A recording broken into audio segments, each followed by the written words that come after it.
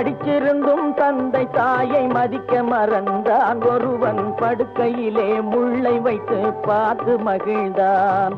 படிச்சிருந்தும் தந்தை தாயை மதிக்க மறந்தான். ஒருவன் படுக்கையிலே முள்ளே வச்சு பார்த்து மகிழ்ந்தான். பிடிச்ச முயல் அத்தனைக்கும் 3 கால் என்றான்.